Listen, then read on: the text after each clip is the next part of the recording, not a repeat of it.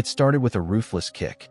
The sound cracked through Valparaiso's bustling seafood market, startling the gulls circling above the docks. Lina Torres froze, a basket of fresh bread digging into her palms. Just ahead, a man in salt-stained clothes collapsed onto the slick pier, gasping for air as Camila's stiletto heel dug mercilessly into his ribs. "Thief!" Camila's voice cut sharper than the fishmonger's knives. The man coughed, his voice trembling. "I was only returning it." A black leather bag lay between them, wet from the spray of the sea.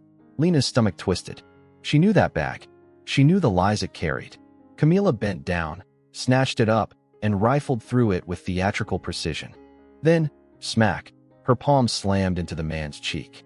Again, the crowd flinched but stayed still, their eyes darting away like guilty witnesses. Lina's pulse hammered in her ears. She shoved past the bystanders, stepping into Camila's shadow. What Lina didn't know was that the stranger at her feet wasn't just another dockside drifter. He was the man who could bring down every secret her family had fought to keep buried. And helping him would cost her far more than she could imagine. Lina did not think she moved. The basket of bread dropped from her arms as she knelt beside the man. His breath came in short, painful bursts, and his eyes were glassy with shock. She could see a dark bruise already spreading under the edge of his shirt. Around them the crowd murmured, but no one stepped forward. The smell of fish and diesel hung heavy in the air. Camila crossed her arms and tilted her head, a smirk playing on her lips. "Always defending strays, Lina. You never learn, do you?" She spoke loudly, so the vendors would hear. Some chuckled, others turned away, pretending to mind their business. Lina ignored her. She slid her arm under the man's shoulder. "Can you stand?" she whispered. He nodded faintly, but winced when he tried to move. Lina glanced at the pier's far end where Mateo's small fishing boat rocked in the tide. If they could reach him, they could get away before Camila called the harbor guards. Camila stepped closer, blocking their path. "You think you can just walk off with a thief?" Her perfume was sharp and cloying. The man tried to speak again, but coughed hard. Lina's grip tightened. Mateo must have seen them struggling because he began making his way through the crowd. His weathered face was set in a frown, and his boots slapped against the wet boards. "Move, Camila," he said in a low, steady voice. For a moment she held her ground, then gave a theatrical sigh and stepped aside. Lina and Mateo half carried the man to the boat. The moment they pushed off from the pier, the market noise began to fade, replaced by the steady slap of waves against the hull. The man leaned back against a coil of rope, his eyes closing. "Who is he?" Mateo asked without looking away from the horizon. Lina shook her head. "He says he was returning her bag. That's all I know." She pulled her scarf tighter against the wind. At the small clinic near the outer docks, Lina handed over every coin she had. The nurse's eyes widened when she saw the bruise along the man's ribs and called for the doctor. Lina waited in the dim hallway, the smell of antiseptic sharp in her nose. Her hands trembled, not from cold, but from the weight of what she had just done. By the time the doctor emerged to say he would live, the sun was dipping behind the hills. Lina stepped outside and saw Mateo already untying his boat. She knew going home meant facing her mother's fury, but leaving him there alone had never been an option. She took a deep breath and climbed in. The ride back to the harbor was quiet except for the creak of wood and the slap of the waves. Lina kept her eyes on the horizon, but her mind was already racing. She could picture her mother's face when she realized the money was gone. That tight frown, the narrowing eyes, and the sharp words that would follow. When Mateo's boat touched the dock, Lina thanked him quickly and hurried along the narrow path that led to the row of old houses by the market. The salty wind had turned cold, and the smell of frying fish from the food stalls only made the knot in her stomach twist tighter. The door to the boarding house was open. Inside, the air was heavy with the scent of cheap perfume and boiled coffee. Her mother was waiting in the kitchen, leaning against the counter, her arms folded tight.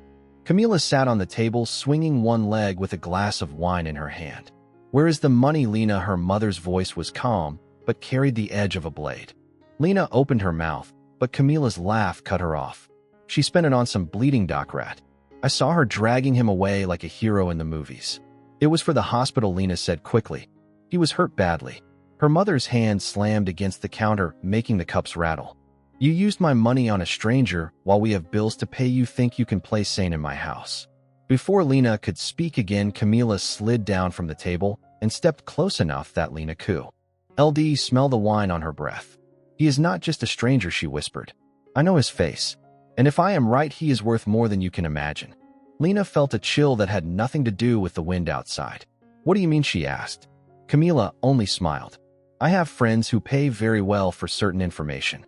And that man might just be our ticket out of this miserable place. The words hung in the air, heavy and poisonous. Lina realized Camila was already planning something dangerous. She also knew that if Camila was right, the stranger from the pier was in more danger than she could have imagined. That night, Lina lay awake listening to the murmur of voices in the next room. She caught fragments about bank accounts and codes and a meeting at the far end of the pier. Every instinct told her she should stay out of it. But the memory of the man coughing and clutching his ribs would not let her rest. Morning came with a sky the color of steel and a sharp wind sweeping in from the Pacific. Lina rose before the others, stirring in the house. She dressed quietly and slipped out into the alley, her steps quick on the worn cobblestones. The market was already alive with the noise of vendors unloading crates of fish. Lina joined the line of porters taking jobs from stall to stall, carrying boxes and sacks across the slippery boards. She was carrying a bundle of salted cod when a familiar voice stopped her in her tracks. Watch where you are going. Lina turned and her stomach dropped. Camila stood in front of her dressed in a flowing coat, her hair perfect as ever. Beside her was a tall man with a smug smile who eyed Lina like she was a stray animal. So this is what you have been doing, Camila said, her tone dripping with contempt. Lifting fish for pennies. Lina shifted the bundle in her arms, ready to step past, but Camila moved into her path. The tall man whispered something in her ear, and she laughed lightly. Then, without warning, Camila shoved the bundle from Lina's grasp. The salted cod hit the wet boards with a dull thud, scattering into the puddles. Pick it up, Camila said, her voice low and sharp. And maybe I will let you finish your day without more trouble. Lina bent to gather the fish, but Camila's boot pressed down hard, grinding them into the wood. The smell of brine rose sharply. You want my help, Camila said, leaning close. Then kneel and beg for it. Lina's cheeks burned. She straightened slowly, the market noise fading as eyes turned toward them. Just as she opened her mouth, a new voice broke through. That will not be necessary. The crowd parted, and a man in a crisp, white suit stepped forward, his eyes locked on Camila. It took Lina a moment to recognize him. The battered stranger from the pier, now standing tall, his presence commanding the space around him. Camila's smile faltered. What are you doing here, she asked. Settling a debt, he said calmly, and the air around them seemed to still. Lina's mind raced as she stared at the man in the white suit. It was impossible to reconcile him with the injured stranger she had helped just the day before. His posture was straight, his gaze unwavering, and there was an unmistakable authority in the way he moved. Camila recovered her composure quickly, tilting her chin upward. You must have me confused with someone else, she said with a hint of defiance. The man smiled without warmth. No confusion at all, Camila. You took my bag, you took my money, and you thought no one would notice. His voice was calm, but every word carried weight. A murmur swept through the onlookers. Vendors paused in their work, and even the gulls seemed to quiet. Camila's companion shifted uneasily, glancing at the crowd that was forming. Lina took a step back, unsure of what was about to happen. The man raised his hand slightly, and from the edge of the market a group of men in dark suits appeared, moving with practiced precision. They spread out, blocking every exit from the pier. Camila's eyes darted around. This is ridiculous, she said, her voice tightening. You have no proof. The man reached into his jacket and pulled out a small device. A large screen on a nearby stall flickered to life, showing clear video of the scene at the market the day before. Every detail was there, Camila striking him, the crowd watching the stolen bag in her hand. Gasps rippled through the crowd. The tall man with her took a step back, but two of the suited men closed in, cutting off his escape. Camila's face drained of color. She opened her mouth, but no words came. The man in white stepped closer, lowering his voice so only she and Lina could hear. I went undercover to find the people stealing from my company. And I found you. One of the men in suits handed him a small folder. Inside were bank statements, transfers, and names. Evidence. The man nodded and gave a short order.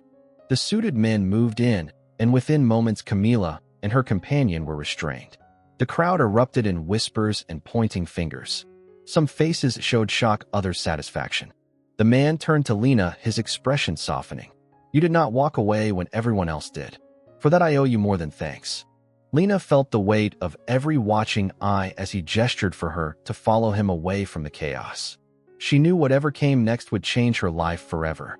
Lina followed the man through the maze of stalls, her heart pounding in her chest. The murmurs of the crowd faded behind them, replaced by the cry of gulls and the steady slap of the tide against the pilings. They stopped beside a sleek black car waiting at the edge of the pier, its polished surface gleaming in the afternoon light. He opened the door for her, but Lina hesitated, glancing back at the market. She could still see Camila struggling against the men in suits, her voice shrill but lost under the noise of the harbor. Lina climbed into the car, feeling the leather seats cool against her palms. Once they were moving, he spoke. "My name is Ethan Vega. I own Vega Technologies. For the past 6 months, my company has been losing sensitive data and millions in assets. Every trail led here to this harbor." Lina listened in silence, trying to connect this powerful figure with the battered man she had carried through the market. "I went undercover to confirm my suspicions," Ethan continued. "That is when I met your stepsister. She made my job easier than I could have hoped." Lina looked out the window as the car climbed the narrow streets away from the water. "What will happen to her?" she asked quietly. "That depends on the authorities," Ethan said. "But theft at this scale leaves little room for mercy." They pulled up in front of the boarding house. From outside the door, Lina could already hear raised voices. Ethan's jaw tightened. He stepped out first, motioning for her to stay behind him. Inside the dim hallway, her mother was shouting, her voice thick with rage. "You think you can humiliate my daughter in front of the entire market?" She was waving her arms, wild with anger. Then she saw Lina, and her fury shifted instantly. Where have you been?" She crossed the room and grabbed Lina by the arm. Ethan stepped between them, his voice cold. "Let her go." The room fell silent except for the ticking of the old wall clock. Her mother's grip loosened under his stare. Lina stepped back, rubbing her arm. "This young woman saved my life," Ethan said evenly. "And from this moment on, she answers to no one here." Her mother's mouth opened, then closed again. The authority in his tone left no space for argument. Ethan turned to Lina. "Pack what you need. You are coming with me. And when you leave this place, you will not look back." Lina stood frozen for a moment, the words settling slowly in her mind. Leaving this house was something she had dreamed of for years, but the sudden reality felt almost unreal. Her mother's eyes narrowed, as if weighing how far she could push back without losing something she wanted. Camila's absence made the room feel strangely empty, but her presence lingered like a shadow in every corner. Ethan waited patiently, his gaze steady on Lina. She swallowed hard, then turned toward the small room at the end of the hall. It did not take long to gather her belongings. A few worn dresses neatly folded in a cloth bag, a pair of shoes, and a faded photograph of her father. When she stepped back into the main room, her mother was leaning against the doorway, arms crossed. "So you think you can walk out and never pay back what you owe me?" She spoke low, but every word was laced with bitterness. Lina met her eyes for the first time in years without looking away. "I don't owe you anything anymore." Her mother's lips tightened into a thin line. Before she could respond, Ethan stepped forward, handing one of his men a small envelope. "Return everything we brought here earlier," he said. "They do not deserve it." The man nodded and left quickly. Her mother's gaze flickered from the envelope to Lina, then back to Ethan, but she said nothing. Outside, the air was cool and carried the faint scent of the sea. Ethan led Lina to the waiting car. Once inside, he leaned back and studied her for a moment. "You are stronger than you realize," he said quietly. "Not many would have stepped in that day at the market." Lina looked out the window as the car pulled away from the narrow street. "Where are we going?" she asked. "To a safer place," Ethan replied. "And then I have something to show you." They drove along the coastal road, the late afternoon sun painting the water gold. After nearly an hour, they turned onto a private drive lined with tall palms swaying gently in the breeze. At the end stood a white villa overlooking the ocean, its windows catching the last light of day. When the car stopped, Ethan stepped out and offered his hand to Lina. "Welcome home," he said. "This is where your new life begins." Lina stood at the edge of the drive, the sound of the waves below mingling with the rush of her own heartbeat. For the first time, she allowed herself to believe she might never have to go back. Lina stepped through the wide double doors and into a space unlike anything she had ever known. Sunlight poured through tall glass windows, washing over polished floors and soft cream walls. The air carried a faint scent of salt and fresh flowers. It felt open and calm, so different from the cramped, dim rooms of the boarding house. Ethan walked ahead of her, showing the way through the main hall. Every room seemed to look out toward the ocean, and she could hear the rhythmic pull of the waves even from inside. They passed a sitting room lined with bookshelves and a terrace where a table was set for two. "This place is yours now," Ethan said, stopping at the terrace. "I wanted you to have somewhere you could feel safe." Lina's fingers brushed the smooth wood of the railing. She tried to speak, but the words caught in her throat. For a moment, she simply looked at the sea, letting the steady motion calm the knot in her chest. Ethan leaned against the railing beside her. "I know you have questions about why I am doing this. The truth is, you showed me something I do not see often. You stepped in when no one else would. That kind of courage deserves more than a thank you." Before she could reply, one of Ethan's men appeared in the doorway. "Sir, we have a situation at the harbor. Camila has been released on bail." Lina turned sharply. "Released how?" The man hesitated. "Someone posted the money within an hour of her arrest. We believe it was arranged before she was taken in." Ethan's expression hardened.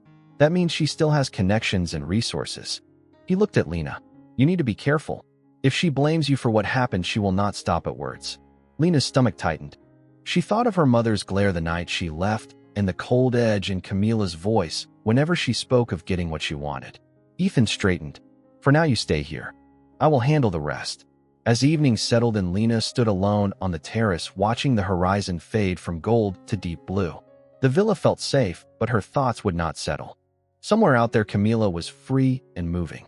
And Lina knew deep down that whatever was coming next would test every bit of courage she had left. The night at the villa was quiet, but Lina could not sleep. Every creak of the wooden beams and whisper of wind through the palms felt sharper than it should. She lay awake, staring at the moonlight spilling across the ceiling, and wondered where Camila might be at that moment. Near midnight, she rose from bed and stepped onto the terrace. The sea was dark and endless, the sound of the waves steady but distant. She tried to let the view soothe her, but her thoughts kept circling back to the warning Ethan had given. Footsteps sounded behind her. She turned to find Ethan standing in the doorway, a phone in his hand. His expression was unreadable. "There's been movement," he said. "We think she's meeting the people who helped her post bail. And they are not just locals." The weight of his words sank in. Lina remembered the fragments she had overheard at the boarding house, bank accounts, codes, a meeting at the pier. She realized Camila might still be pursuing whatever scheme she had been planning before her arrest. Ethan put the phone away. "I have men watching the area, but I don't want you anywhere near it. Until this is over, you stay here." Lina nodded, but inside she felt the pull of something stronger than caution. If Camila was planning to hurt Ethan or take something from him again, she could not sit back and do nothing. Later, when the villa had gone still, Lina walked through the darkened halls to the kitchen. She found Mateo sitting at the table, a mug of coffee in his hand. He had been hired by Ethan that afternoon to help maintain the grounds. "You're awake late," Mateo said quietly. "So are you," Lina replied. He studied her for a moment, then set down the mug. "You're thinking of going to the docks, aren't you?" Lina didn't answer, but he read the truth in her eyes. "If you go, you'll be walking straight into danger," he warned. "I know," she said. "But if I can find out what she's planning, maybe we can stop it before it's too late." The old fisherman sighed deeply. "Then I'm coming with you." Lina managed a faint smile. They would leave before dawn, when the city was still half asleep and the harbor shrouded in fog. The sky was still dark when Lina and Mateo slipped out of the villa. The air was cool and heavy with the scent of salt. They moved quickly along the quiet coastal road, keeping to the shadows. In the distance, the faint glow of the harbor lights shimmered over the water. By the time they reached the outer docks, the first hint of dawn was touching the horizon. Fishing boats bobbed gently at their moorings, and the wooden planks beneath their feet were slick with dew. Lina pulled her scarf higher to hide her face. They kept to the narrow paths between stacked crates until voices reached them. Lina signaled for Mateo to stop. Ahead, near the end of the pier, a small group stood in a loose circle. She recognized Camila instantly, even in the dim light. Her coat was wrapped tightly around her, and she was speaking to two men in dark jackets. Lina strained to listen. "If they get away with that, Ethan will lose more than money." Just then, one of the men glanced over his shoulder. His eyes swept the shadows where they hid. Lina's breath caught. The man said something low to Camila, who stiffened and turned slowly toward their direction.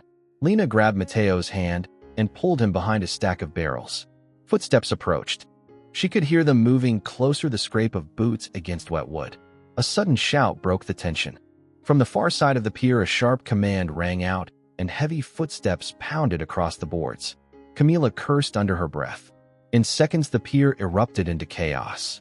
Men in dark suits surged in from both ends, cutting off escape. Lina caught sight of Ethan at the center of the advance, his eyes locked on Camila. Her stepsister's expression shifted from shock to fury. She clutched the metal case tight, but two of Ethan's men were already closing in. Mateo leaned toward Lina. "Looks like your part is over." But Lina knew it wasn't. If Camila had come this far, she wouldn't give up without a fight. The air on the pier felt charged as Ethan's men closed the gap. Camila stepped back until her heels were almost hanging over the edge of the dock. Her eyes flicked between the two suited men approaching and Ethan himself striding steadily forward.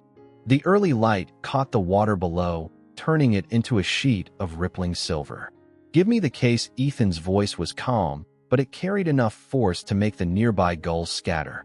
Camila's grip on the metal case tightened. "Do you think I will just hand this over?" She gave a short laugh, though her voice trembled. "You have no idea what I had to do to get it." Ethan stopped a few steps away. "I know exactly what you did, and I know every name connected to you." For a moment, there was only the sound of the waves slapping against the pilings. Then Camila's eyes narrowed, and she swung the case up as if to throw it into the water. One of Ethan's men lunged forward, grabbing her wrist before she could release it. The case clattered onto the planks. "That was your last mistake," Ethan said quietly. The men restrained her quickly while another retrieved the case. One of the drives had slipped loose and rolled toward the edge, but Mateo darted forward and caught it just before it fell. Lina stepped out from the shadows. Camila's gaze locked on her, and the anger there was sharper than any insult. "This is your doing," Camila hissed. "You think he will protect you forever." Ethan turned his attention to Lina. "You should go back to the villa. This part is finished." But Lina shook her head. She wanted to see it through. Ethan gave a small nod and signaled to his men. Within minutes, Camila and her associates were being led away down the pier toward waiting vehicles. As the tension ebbed, Lina realized her hands were still clenched into fists. Ethan glanced at her and offered a faint smile. "You handled yourself well." She managed a nod. "What happens now?" "Now," Ethan said, "we make sure none of this can happen again. The data will be secured, and the people behind her will answer for what they have done." They walked off the pier together, the sun breaking fully over the horizon. For the first time, Lina felt the weight of the past days begin to lift, but she knew the story between her and Camila was not truly over. The ride back to the villa was quiet except for the low hum of the engine. Lina sat by the window watching the coastal road unwind beside the glittering sea. The morning sun was climbing higher, but her thoughts stayed fixed on Camila's face and the venom in her words. Even with the case recovered and the drive secured, she felt no certainty that the danger had passed. Ethan was on his phone speaking in clipped tones to someone on the other end. When he ended the call, he glanced at her. "The data is safe now, but we still have to deal with the network behind her." Camila was just one piece. Lina nodded, though a knot tightened in her stomach. If there were more people like the ones on the pier, then the fight was far from finished. At the villa, Ethan's men carried the case inside and disappeared into one of the side rooms. Ethan led Lina to the terrace where the sea breeze was warm against their faces. "You should know," he said, "what you did today took courage. Many people would have run." "I only did what felt right," Lina replied. But she hesitated before adding, "I do not think Camila will stop." Ethan's expression darkened. "She will try again if she sees an opening. That is why you will not face her alone." They were interrupted by Mateo, who came hurrying up the steps, a folded newspaper in his hand. He laid it on the table between them. The front page carried a grainy photograph of the pier taken that morning. The headline spoke of a major arrest linked to international data theft. The report names Camila Vega. Lina read quietly. She felt a strange mix of relief and unease. Seeing her sister's name in print made it all feel more real and more permanent. Mateo poured them each a cup of coffee. "This will reach her friends by noon," he said.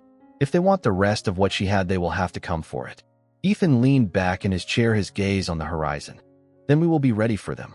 Lina wrapped her hands around the warm cup and tried to steady her thoughts. The villa felt safe for now, but she could not shake the sense that the calm would not last. Somewhere beyond the waves, trouble was already moving toward them. By late afternoon, the sun dipped low, casting a golden path across the waves. The villa seemed calm, but Lina could not shake the uneasy feeling that had settled over her since morning. She walked along the terrace listening to the distant call of gulls when when she noticed a black car parked just beyond the front gate. It had not been there earlier. Before she could say anything, Ethan stepped out onto the terrace, his phone pressed to his ear.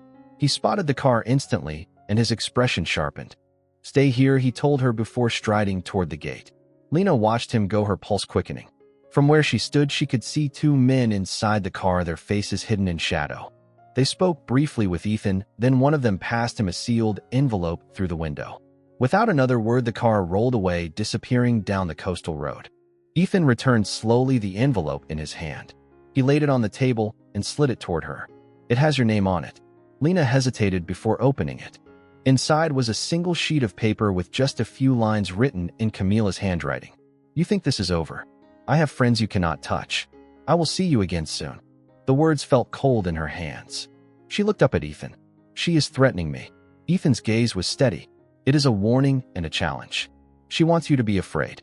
Lina folded the paper carefully and set it down. "I am not afraid," she said, though she could feel the weight of the lie in her chest. That night, as the villa settled into silence, Lina stood by her bedroom window, watching the moonlit water. Somewhere out there, Camila was free, plotting her next move. The envelope was proof that she had no intention of disappearing quietly. Ethan's voice came from the doorway. "When she comes back, we will be ready. But you need to decide something now. Do you want to keep running from her or stand and fight?" Lina turned from the window, meeting his eyes. "I am tired of running." Ethan nodded once. "Then we prepare." The waves crashed against the rocks below, carrying the promise of a storm. Lina knew the calm she had found here was only temporary, and the real battle was still ahead. The morning came with a restless wind that rattled the shutters of the villa. Lina rose early, her mind still fixed on the note from Camila. The air felt heavy, as if the day itself carried a warning. She joined Ethan on the terrace, where he stood watching the horizon, his phone on the table beside him. "We move today," he said without turning. "I have word that Camila's backers are gathering at the old shipyard. If we act now, we end this." Lina felt her pulse quicken. She had imagined this moment, but the thought of facing Camila again tightened her chest. Ethan seemed to read her hesitation. "You do not have to come." "I am coming," she said firmly. An hour later, they arrived at the shipyard. The place was a maze of rusting cranes and abandoned warehouses. Ethan's men moved in with quiet precision, surrounding the main building. From inside came the faint echo of voices. Ethan pushed the door open. Camila stood at the far end of the room, a metal briefcase on the table before her.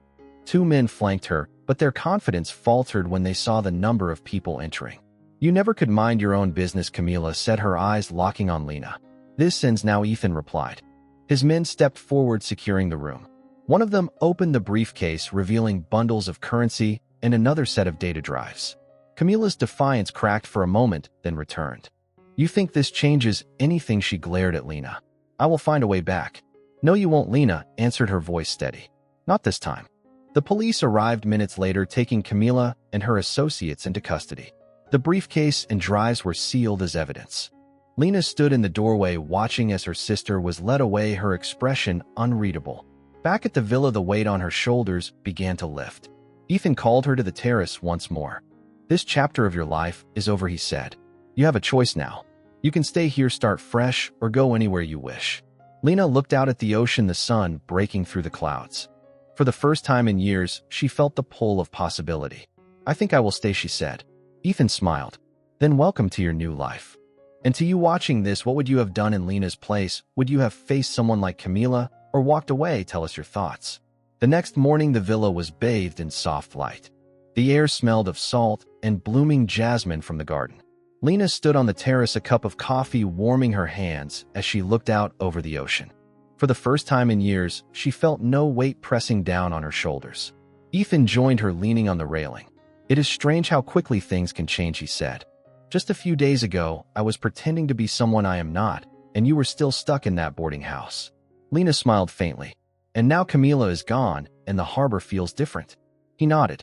"The authorities have taken her to the capital. She will face trial for everything.